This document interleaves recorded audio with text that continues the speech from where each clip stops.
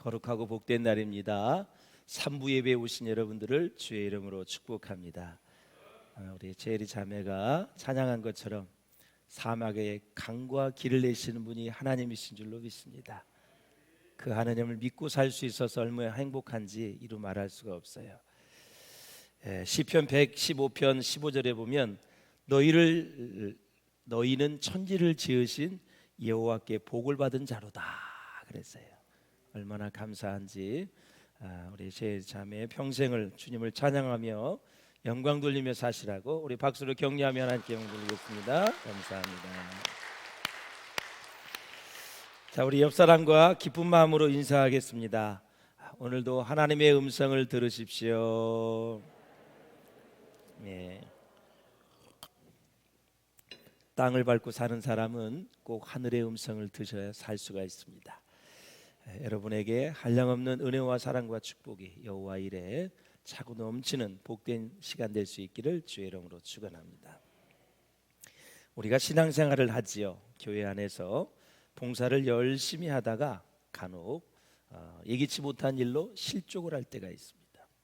뿐만 아니라 정말 상상할 수 없는 일이 내게 다가와서 시험에 드는 사람들이 종종 있습니다. 그리고 우리가 교회의 역사를 보면 직분자를 선출하거나 임직식을 할 때마다 자신의 공로가 인정되지 않는 사실 때문에 심지어는 교회를 떠나는 사람들도 있습니다. 그렇다면 그들이 무엇 때문에 상처를 받으면서 교회를 섬기고 있는지, 그 문제의 원인이 어디에 있는지 살펴보고 많은 이런 것들이 극복되어져서 믿음의 순례자의 길을 잘 걸어갈 수 있기를 주의 이름으로 축원합니다. 잘 아시는 바와 같이 사도 바울은 목적이 이끄는 인생을 살았습니다. 오직 한 가지 목표를 위해서 평생을 달려간 사람이 바울입니다. 그는 인생의 마지막 종착역에 이르렀을 때 나는 달려갈 길을 다 갔다 고백을 했습니다. 주님이 주신 은혜, 사랑의 빚진 자로서 복음을 전하는 일에 최선을 다해서 후회 없다, 미련 없다, 주님 만날 날 그 기대감에 가득 차 있었던 사도입니다. 그러니까 고난을 당하면 당할수록 주님을 만나는 그 시간이 그리워지고, 내가 순교를 한다 할지라도 순교하는 즉시 몸과 또 영혼이 분리되는 죽음이 온다 할지라도 주님 만나는 그 시간이 그리워지기 때문에 그는 수많은 박해와 고난을 잘 이겨낼 수 있었다라는 것입니다. 정말 바울은 부끄러움이 없는 인생, 후회 없는 인생을 살았습니다. 그렇다면 무엇이 바울로 하여금 그러한 인생을 살게 했는지 함께 살펴보며 은혜를 나누고자 원하는 것입니다.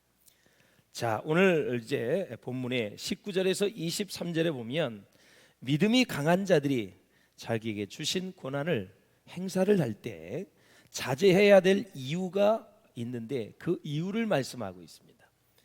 두 번째는 24절에서 27절까지 보면 당시 고린도시에서 유행했던 운동 경기를 예로 듭니다. 그래서 고난 행사를 자제해야 되는 이유를 보완을 해서 설명을 합니다. 최선을 다해서 하나님을 섬기고 있었음을 말하고 있는데, 오늘 본문에 보면은 이제 유대인도 나오고 율법 아래에 있는 자도 나오고 율법이 없는 자도 나오고 신앙생활하면서 믿음이 연약한 자, 이 네 개의 부류를 향해서 말씀하고 있는 거예요. 그래서 이 네 개의 부류에 대해서 자기는 어떻게 다가갔고 한 영혼을 구원하기 위해서 어떻게 했는지를 우리에게 말씀하고 있는데, 하나님이 주신 자유와 사도의 권리를 제한했고 절제했고, 그래서 영혼을 구원하면서 교회를 교회되게 하고 교회를 건강하게 말씀과 기도 위에 세우는 바울의 모습을 우리가 볼 수가 있어요. 먼저 19절을 한번 같이 읽어보시겠습니다. 시작. 내가 모든 사람에게서 자유로우나 스스로 모든 사람에게 종이 된 것은 더 많은 사람을 얻고자 함이라. 아멘. 바울은 먼저 자기 자신이 모든 사람으로부터 어떤 사람? 자유로운 자다.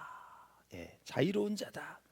어떤 면에서 자유롭냐? 첫째, 바울은 하나님 앞에서 의롭다함을 받고 구원받음에 있어서 전적으로 사람들로부터 자유로웠습니다. 그동안 유대교 신자였습니다. 율법을 소중히 여긴 바리새파 중에 바리새인이었습니다. 그런데 예수를 믿고 기독교로 개종을 했습니다. 그래서 나는 예수 그리스도를 통해서 의롭다함을 받았고 구원함을 받아서 나는 사람들로부터 자유롭다. 특히 영적으로는 죄와 사망의 법으로부터 자유로워 나는 하늘의 시민권을 가진 자로서 천국의 소망을 가지고 살기 때문에 어떠한 환경과 어떠한 사람들 가운데서도 나는 자유로운 사람이다. 내면적인 자유까지 다 얻은 사람입니다. 아무리 유대인들이 자기를 공격을 해도 나는 구원함을 받아 하나님의 백성이 되었기 때문에 자유로운 자다.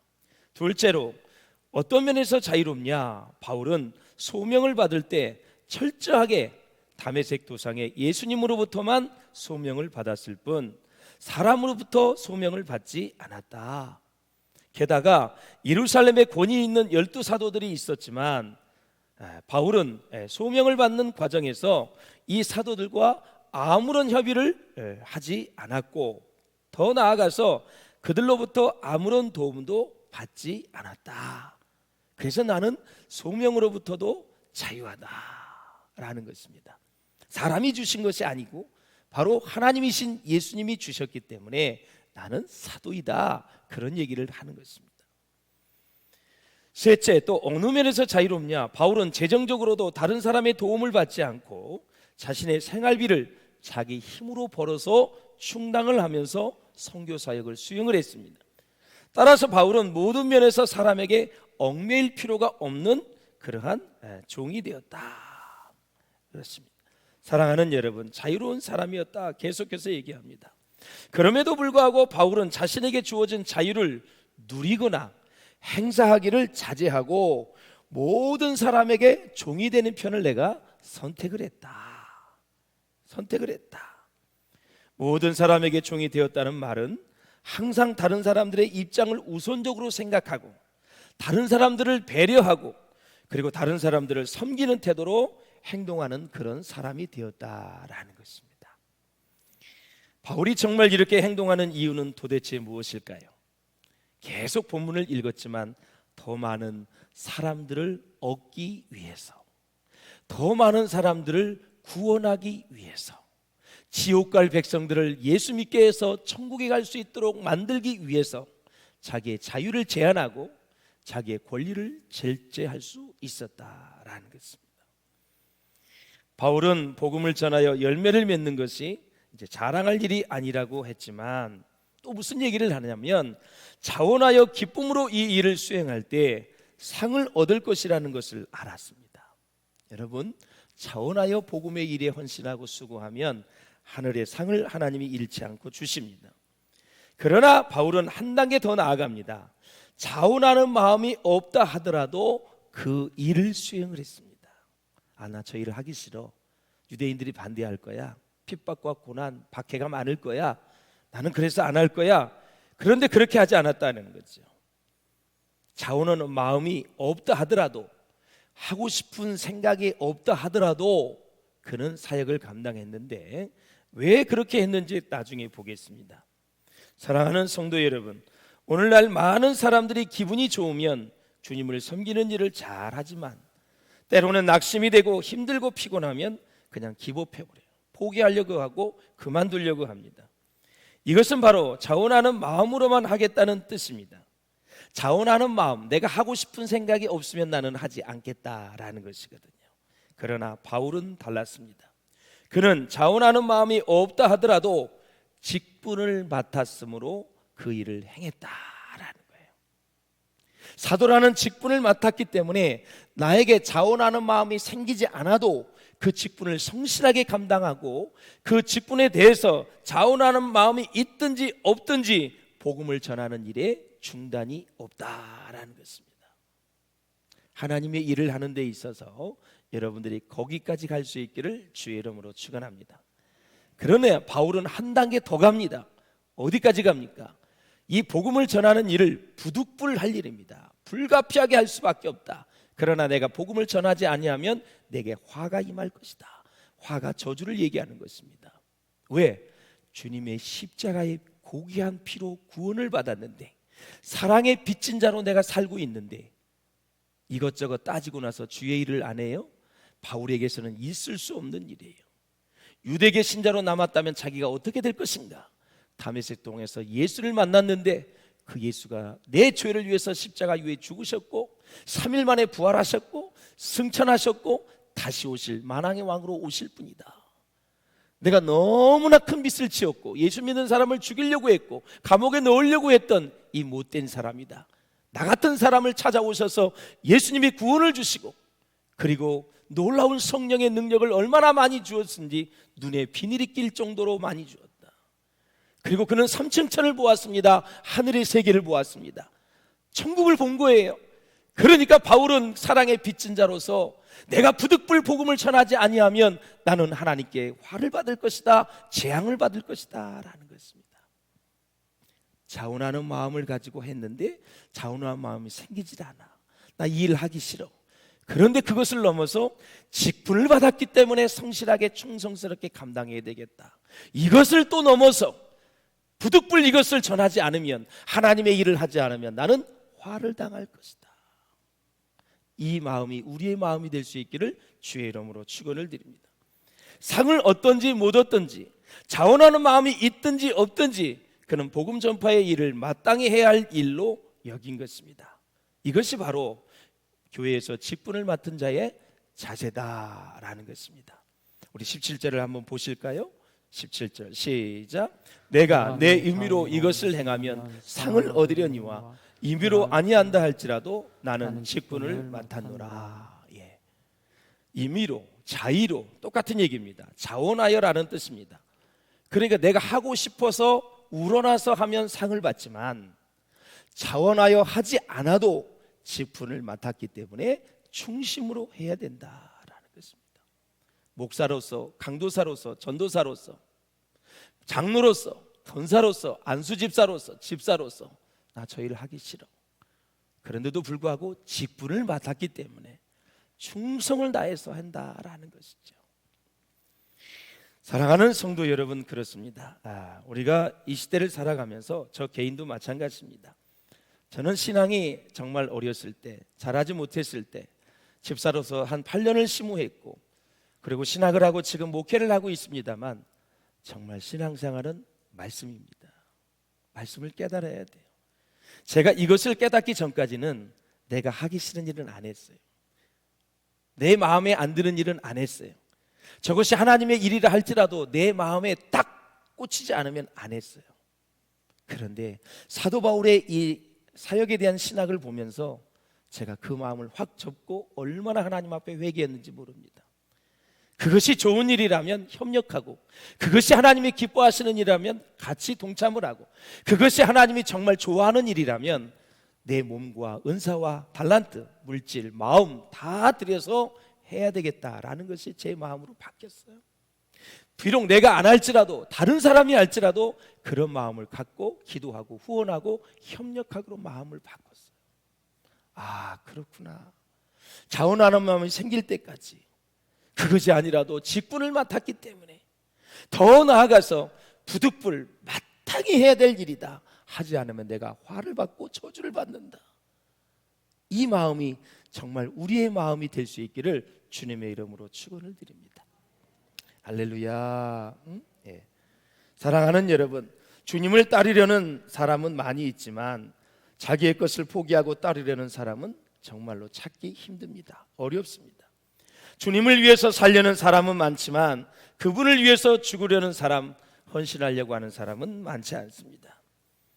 때로는 주님을 이용해서 자신의 영광을 얻으려는 숨어있는 교만함을 제거하지 않고는 결코 하나님께서 인정하시는 참된 봉사자가 될 수 없음을 기억하고 주님의 참된 제자들이 될 수 있기를 주의 이름으로 축원을 드립니다. 바울은 세 부류에서 사람들과의 관계에서 모든 사람에게 종이 된다는 원리를 어떻게 구체적으로 실천에 옮겼는가를 우리에게 보여주고 있습니다. 첫 번째는 유대인들입니다. 두 번째는 이방인들이고, 세 번째는 교회 안에 있는 약한 자들입니다. 우리 한번 20절을 같이 보겠습니다. 시작.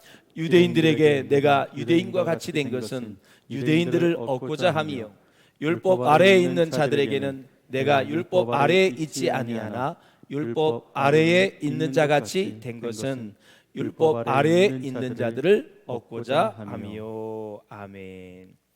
자, 유대인들을 얻는다는 말은 유대인들을 구원한다라는 그런 의미입니다.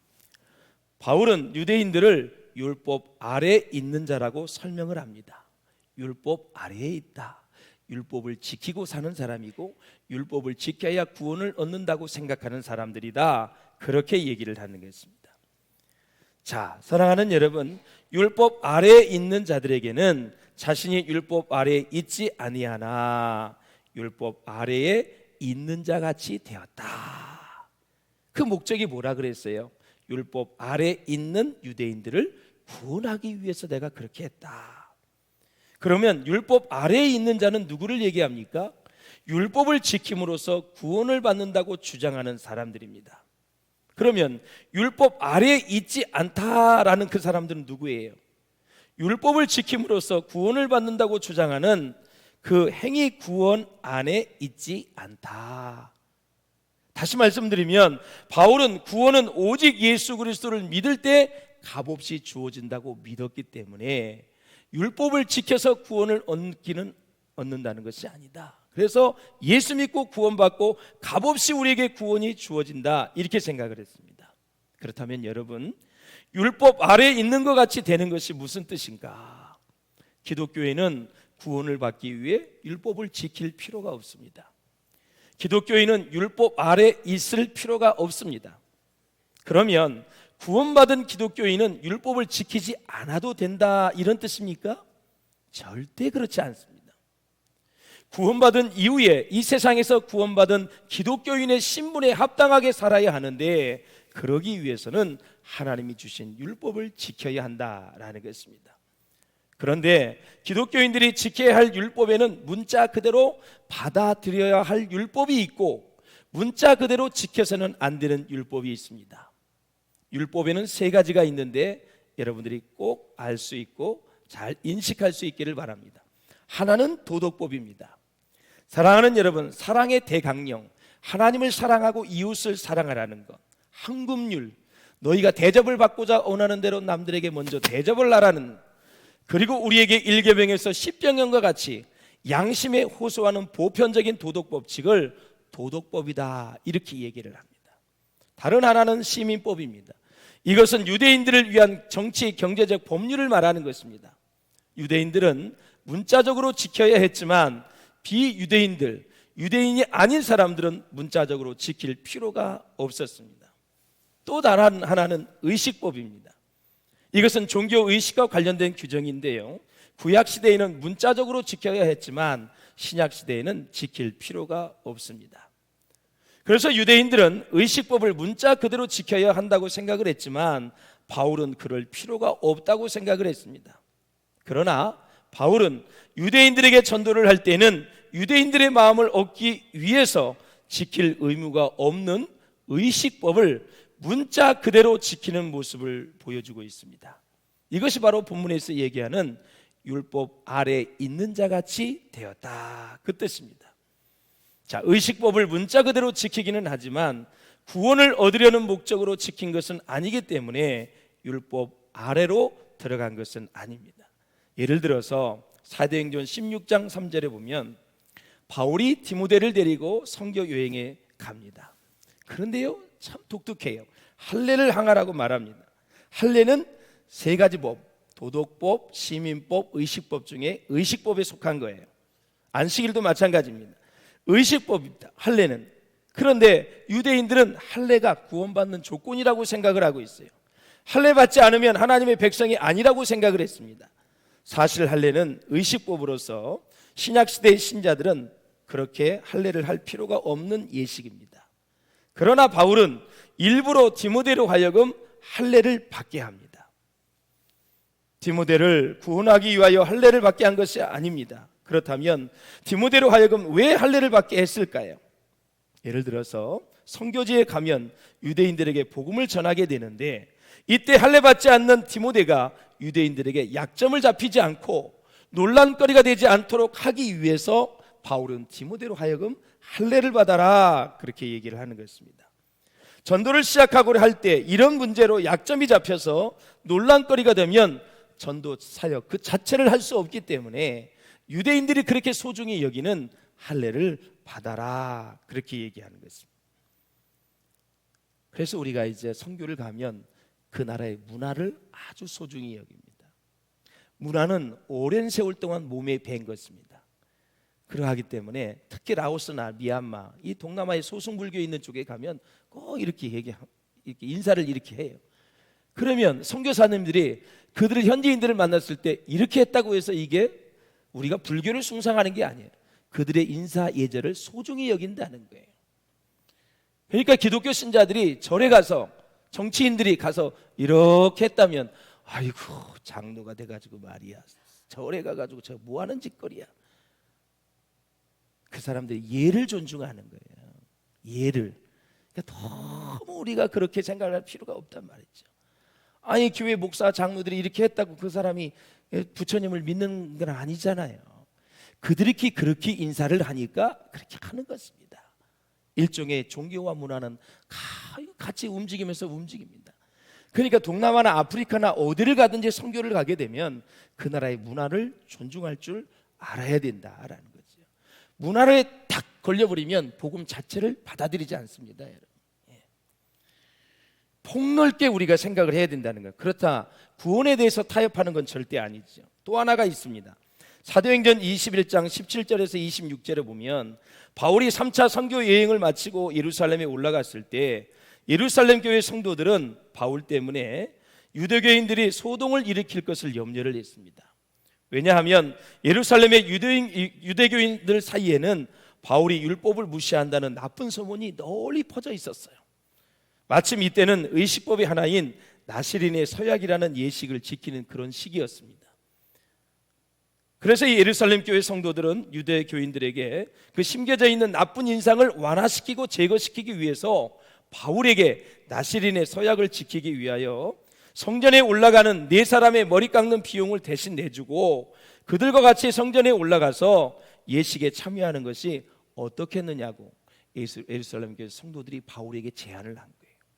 바울은 나시린의 서약은 지킬 필요가 없는 예식이었지만 이 제안을 흔쾌히 받아들여서 그대로 행했습니다. 왜 그랬을까요? 소중한 복음 전도가 방해받지 않도록 하기 위해서였습니다. 이처럼 바울은 사람의 생명을 구원하기 위해서라면 강하게 주장하기를 자제하고 양보를 했습니다. 또한 바울은 그리스도의 율법 아래 있다고 말합니다. 여러분, 그리스도의 율법은 모세의 율법과는 아주 다른 것일까요? 절대 그렇지 않습니다. 그렇다면 그리스도의 율법 아래에 있다라는 말은 뭐예요? 바로 그리스도 안에서 새롭게 해석된 모세의 율법 아래에 있다라는 그런 뜻입니다. 자, 당시의 모세의 율법에 대한 해석은 두 가지 방법이 있었어요. 하나는 바리새인들의 율법 해석이 있었고 또 다른 하나는 그리스도의 율법 해석이 있었어요. 다른 점이 뭐냐? 쉽게 예를 들으면 여러분 이해가 쉽게 될 거예요. 자, 예를 들어서 살인하지 말라 그랬어요. 바리새인들은 행동으로 사람을 죽이지 않으면 이 계명을 지킨 것으로 생각을 했어요. 예를 들어서 칼로 찔러 죽이고 뭐 여러 가지 돌로 쳐 죽이고 그 다음에 위에서 밀어서 널쳐서 죽이고 이렇게 눈에 드러나는 것만 살인이라고 생각을 했어요.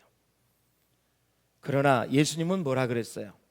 마음속으로 형제에 대하여 화를 내고 바보라고 조롱을 하고 미련하다고 흉을 보는 마음도 이미 살인자라는 계명, 이것을 범한 것이다, 이렇게 말하고 있는 거예요. 미워하는 것조차도 살인이라고 말씀하셨고 여자를 보고 음욕을 품는 것 자체도 간음이라고 얘기했어요. 마음의 동기를 예수님은 다 포함시켜서 말씀을 드린 거예요. 그러니까 이것을 정리를 하자면 이것입니다. 바로 그리스도의 율법은 모세의 율법을 약화시키는 것이 아니라 한층 더 강화시키는 것이었다. 이해가 되시겠죠, 여러분? 그러니까 굉장히 이 말씀에 깨달아진다면 우리는 마음속 깊은 곳에서 하나님의 임재와 하나님의 거룩을 실천하며 살 수 있다라는 것입니다. 자, 그래서 할례도 유대인들이 있는 곳에서만 디모데로 하여금 할례를 행하게 했고 이방인들에게는 여러분 요구하지 않았어요. 특히 로마 시대에 할례를 행하면 목욕탕에 가거나 올림픽 경기를 할 때 홀딱 다 벗고 했다 그래요. 문헌에 보면. 그러면 할례를 향한 남자의 모습을 보면 굉장히 경멸의 대상이었다 그래요. 그러니까 이방인들에게는 할례를 요구하지 않고 유대인들은 할례를 행해야 구원을 얻는다고 생각하니까 그들에게는 할례를 요구했다라는 사실이에요. 무엇 때문에? 한 영혼이라도 구원하기 위해서 바울이 그렇게 했다라는 것입니다. 그래서 22절에 보면은 약한 자들에게 내가 약한 자와 같이 된 것은 약한 자들을 얻고자 함이요, 내가 여러 사람에게 여러 모습이 된 것은 아무쪼록 몇 사람이라도 구원하고자 함이니 그랬습니다.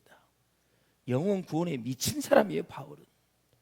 왜? 자기가 천국을 보았고 지옥을 알기 때문에 예수 믿고 구원받아야 된다는 이 사실, 이것이 그는 마음속에 불타오르는 거예요. 아덴을 가든 아테네를 가든 고린도를 가든 세계 어디를 가든 영혼을 구원하려고 하는 그 마음에 미친 사람이에요. 예수에 미친 사람이다 이거죠. 우리 교인들이 그렇게 될 수 있기를 주의 이름으로 축원을 드립니다. 그러면 여기서 약한 자들을 얻는다 그랬는데, 여기서 얻는다라는 표현은 구원받는다는 것이 아니라 갈라서지 않고 한 교회 안에서 화목하게 잘 지낸다. 그래서 신앙이 연약한 자들, 약한 자들이 있잖아요, 교회 안에서. 이런 사람들을 배려한다는 것은 그분들과 함께 교회 안에서 화목하게 잘 지낸다라는 의미예요. 그러니까 성도들끼리 화목하게 잘 지내는 것도 신앙생활 너무 잘하는 거예요. 미워하지 않고 시기하지 않고 남들을 인정해주고 축복해준다면 신앙생활 아주 잘하는 사람들이에요. 비교하면서 우쑥우쑥 마음이 올라간다든가, 비교하면서 매일 마음속에 자랑을 하고 간다든가, 그리고 자기를 높이는 사람들은 신앙생활 잘한다고 볼 수가 없어요. 오히려 긍휼히 여겨주시고 다른 사람을 배려해 주시고 가난하고 소외된 사람을 세워줄 수 있는 그런 사람들, 그런 건 너무 잘해. 근데 삐까삐까할 때, 아주 재산도 비슷비슷할 때, 학력도 비슷비슷할 때, 모든 시기와 질투는 비슷할 때 일어나는 거예요. 아주 가난한 사람이 수천억 대의 부자, 여러분 시기 질투 안 합니다. 아예 그냥 너무 멀리 갔어. 생각도 안 해. 누가 여러분 이건희 회장을, 이병철 회장, 그 이재용 회장을 시기 질투합니까? 나하고 비교가 되나요? 근데 꼭 비슷한 수준에서 일어나는 거예요.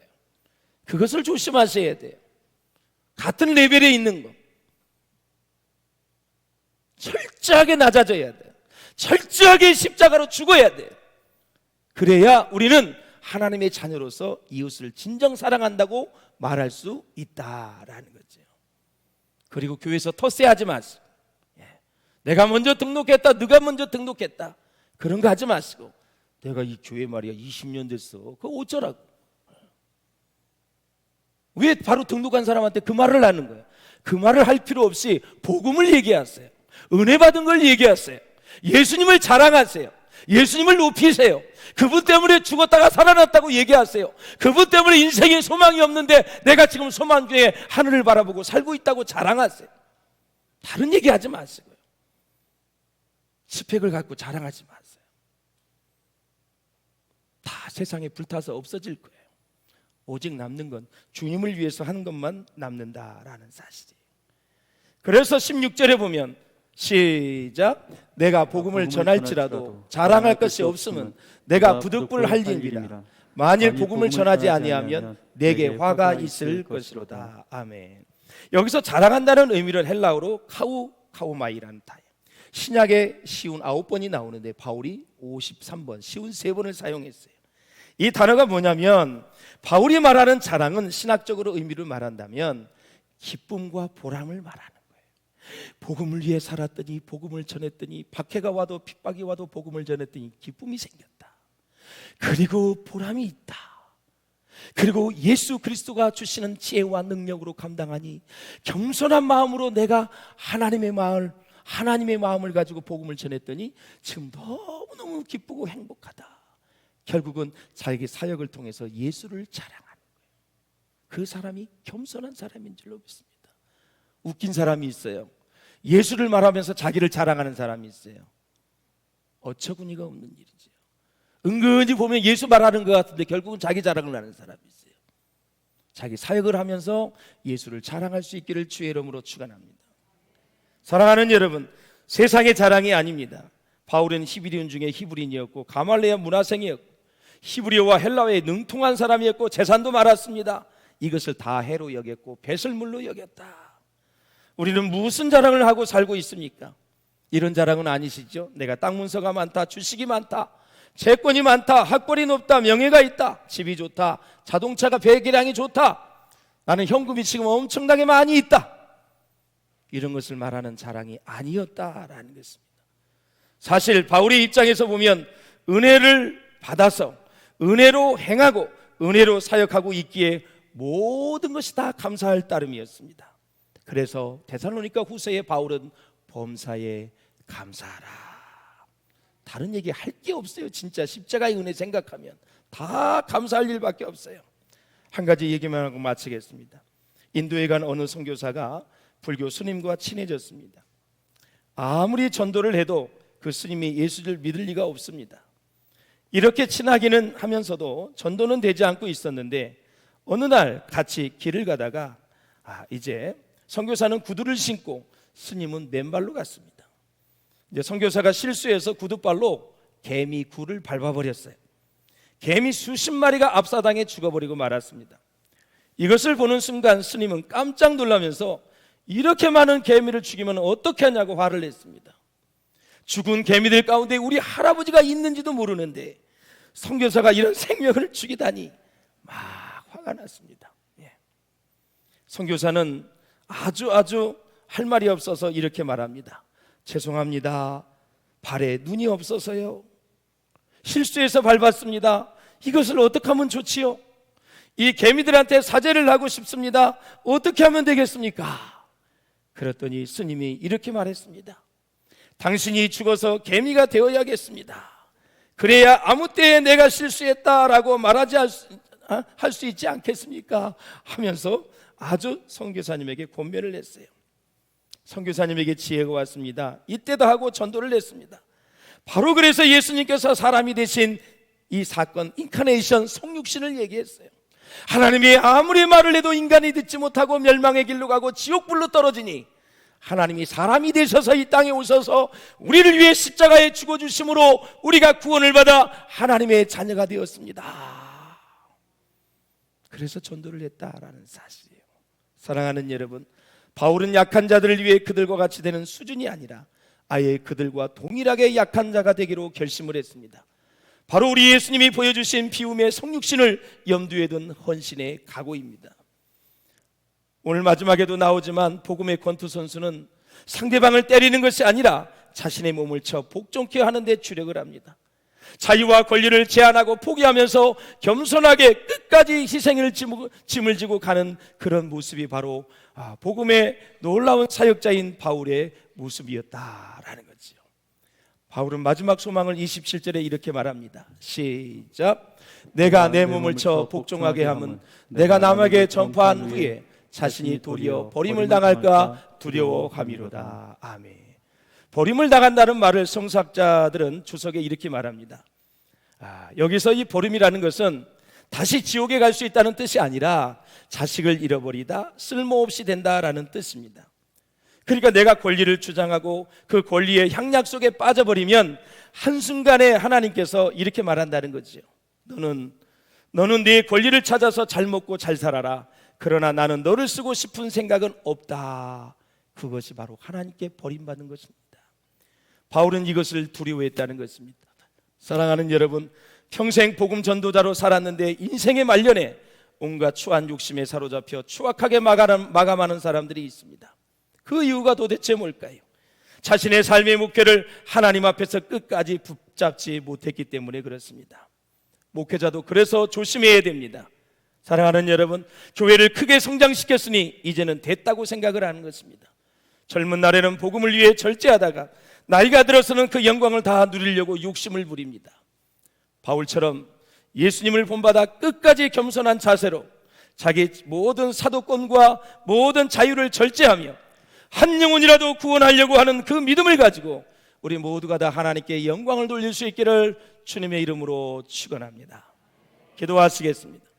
우리 함께 기도하실 때 하나님 아버지 바울처럼 끝까지 겸손하고 절제하며 한 영혼이라도 구원하는데 우리가 하나님 앞에 있어 내 모든